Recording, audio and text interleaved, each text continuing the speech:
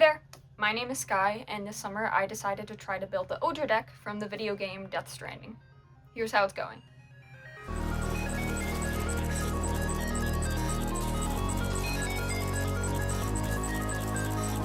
I wanted to pick a project this summer that was in the field of robotics, because that's a field that interests me a lot. First I started making some stuff with paper and cardboard, but I realized I was only going to be able to learn so much, so I decided to invest in a 3D printer.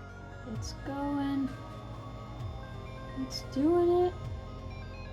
I first started by 3D modeling basic stuff, and then eventually I started modeling the base and the components of the Odradek.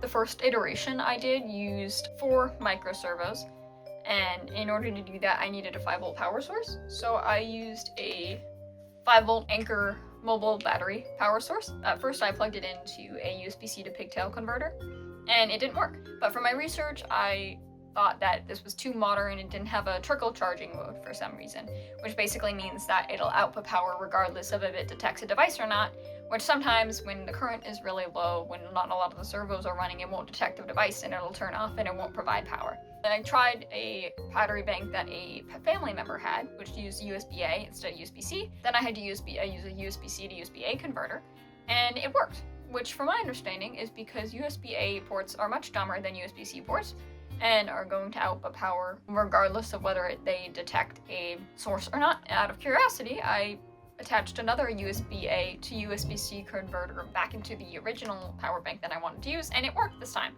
Which from my understanding is because a USB-A to USB-C converter has a pull-down resistor, which is what a USB-C port is looking for when it's detecting whether or not to send out energy. And there's actually a trickle charging mode on this, and it's built in. You just have to have a bunch of converters, and it works, which I think was something cool to discover about low current electronics. One of the most complicated aspects of the Odradek is its head, which what I wanted was to use only one servo for all of the movement in terms of the 4 little arms that go back and forth, because it's one of the most recognizable and cool parts of the Odradek. I also didn't want to use 4 servos for one head, that seems silly. Instead, I built a device that converted that rotary movement to linear movement, and use that linear movement to control the arms, which I was pretty proud of. It was a little bit janky, and it definitely had some issues depending on which plane you were working on, because gravity would affect it in adverse ways, but it looked pretty cool, especially with the light, so I was happy about that.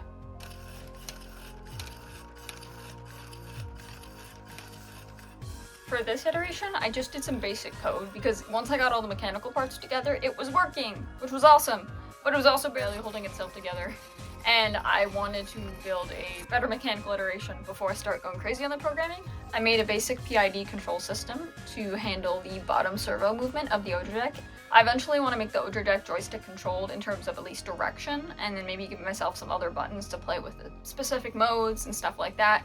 There were a lot of issues with this first design, including the base not being super stable.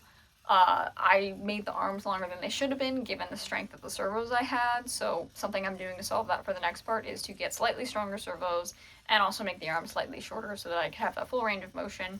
I was really happy with the first part of this project. I learned so much about using Fusion 360 and about modeling for 3D printing, and I feel a lot more confident going into this next iteration. I can't wait to see if it's hopefully a lot more functional and cool than the last version. Thank you for listening in. If you have any questions about any technical things I did that I didn't go into, feel free to ask in the comments, or if you have any advice to me as I continue on this path, because I'm learning so much as I go, and there's so much that I don't know. But until then, keep an eye out for part 2, and keep on keeping on. Thank you for watching.